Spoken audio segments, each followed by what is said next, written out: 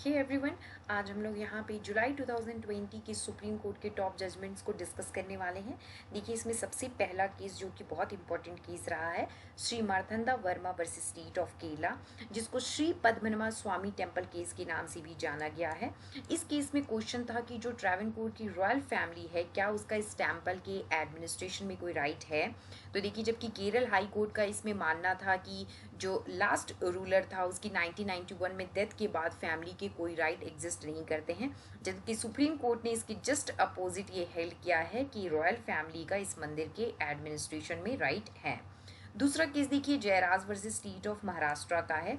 यहाँ पे हस्बैंड ने वाइफ ने हस्बैंड के अगेंस्ट 498A के अंदर चार्जेस लगाए थे और कुछ और सेक्शंस के साथ इंडियन पीनल कोड में एफआईआर रजिस्टर कराई थी हस्बैंड के अगेंस्ट। लेकिन उस एफआईआर के बाद हस्बैंड और वाइफ के बीच में कॉम्प्रोमाइज हो जाता है और इस कॉम्प्रोमाइज के बेसिस पे सुप्रीम कोर्ट ने हस्बैंड के अगेंस्ट लगे सारे चार्जेस को क्वेश कर दिया है। मतलब कि कॉम्प्रोमाइज के बाद ये चार्जेस सस्टेन नहीं कर सकते हैं। उसके बाद देखिए, दाहीबेन वर्सेस अरविंद भाई कल्याण जी का केस है। ये रिजेक्शन ऑफ प्लेंट जो सीपीसी में ऑर्डर 7 रूल 11 में मेंशन है उससे रिलेटेड है। यहाँ पे कहा गया है कि rejection of plaint order 7 rule 11 के अंदर मैंडेटरी है। मतलब कि अगर केस इसमें जो क्लॉजेस दिए गए हैं ए से लेकर के ई तक, उसमें कोई भी क्लॉज में अगर वो फॉल करता है, जैसे कि वो कॉज ऑफ एक्शन डिस्क्लोज नहीं करता है या suit is barred by any law, तो वो प्लेंट रिजेक्ट होगा ही होगा। यहाँ पे शैल वर्ड का यूज किया गया है, ये मैंडेटरी है।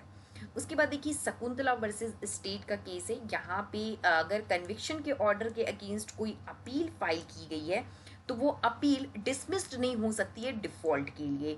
और यहाँ पे भले ही जो काउंसिल है ऑफ द स्टेट या अपीलेंट है, अगर वो हियरिंग के डेट पे अपियर नहीं होते हैं तो भी उसको डिसमिस नहीं किया जा सकता है और उसको मेरिट्स पे डिसाइड किया जाएगा। और साथ ही साथ यहाँ पे सुप्रीम कोर्ट ने जो एक्यूज पर्सन था उसको बेल भी ग्रांट की है। इसमें देखिए, इससे पहले एक case Pandurang versus state of Karnataka का केस है, इसी जजमेंट को इस केस में भी फॉलो किया गया है। एक देखिए, ये अर्जुन पंडित राव वर्सेस कैलाश खुशन राव का केस है जो एविडेंस एक्ट से रिलेटेड है और एक इंपॉर्टेंट जजमेंट है सेक्शन 65B क्लॉज 4 से रिलेटेड, जहाँ पे सर्टिफिकेट की रिक्वायरमेंट जो है वो बताया गया है कि is a condition precedent to the admissibility of evidence. और अगर पर्सन उस सर्टिफिकेट के लिए अप्लाई करता है किसी अथॉरिटी के पास और वो अथॉरिटी उसको देने से मना कर देती है सर्टिफिकेट या सर्टेन पीरियड ऑफ टाइम में रिप्लाई नहीं करती है, तो पार्टी यहाँ कोर्ट में अप्लाई कर सकती हैं उसके प्रोडक्शन के लिए। साथ ही साथ सुप्रीम कोर्ट ने कहा है कि अगर उसका ओरिजिनल डॉक्यूमेंट अवेलेबल है तो उस सर्टिफिकेट की जरूरत नहीं होगी। दूसरा केस देखिए, V Kalyan Swamy versus L Bhagat Salam से रिलेटेड है। यहाँ पे क्वेश्चन ये था कि अगर विल को जो अटेस्टिंग विटनेस, जो दोनों अटेस्टिंग विटनेस थी, वो अगर नहीं रही, मतलब उनका डेथ हो चुका है, तो उस विल को कैसे प्रूव किया जाएगा। तो देखिए, यहाँ पे सुप्रीम कोर्ट ने कहा है कि दोनों अटेस्टिंग विटनेस में से एटलीस्ट अगर एक का अटेस्टेशन भी उसकी हैंडराइटिंग से प्रूफ हो जाता है तो ये सफिशिएंट होगा उस विल को प्रूव करने के लिए। इसके बाद देखिए है state trading corporation of India versus Jindal steel. यहाँ पे देखिए जो आर्बिट्रेशन से रिलेटेड ये केस था। आर्बिट्रेशन में आप सबको पता है कि दोनों पार्टीज मिलके अग्रीमेंट बनाती हैं अपने कंसेंट से और उसमें एक प्रोसीजर होता है आर्बिट्रेटर के अपॉइंटमेंट से रिलेटेड। तो यहाँ पे हाई कोर्ट ने सुओ मोटो किसी आर्बिट्रेटर को अगर अपॉइंट किया है तो कोर्ट ने कहा कि हाई कोर्ट ऐसा नहीं कर सकती है। जो प्रोसीजर एग्रीमेंट में मेंशन है उसको इग्नोर करके हाई कोर्ट खुद से कोई आर्बिट्रेटर अपॉइंट नहीं करेगी, मतलब उसको उस एग्रीमेंट में जो भी प्रोविजंस मेंशन किए गए हैं उनको नज़र में रखना पड़ेगा।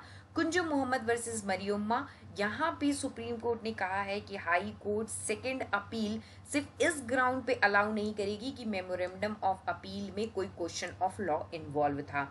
सेकेंड अपील को हाई कोर्ट तभी अलाउ करेगी जब उसमें कोई substantial question of law formulate होता हो।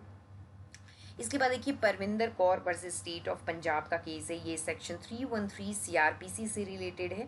आप सबको पता है कि यहाँ पे कोर्ट को पावर दिए गए हैं एक्यूज को एग्जामिन करने का।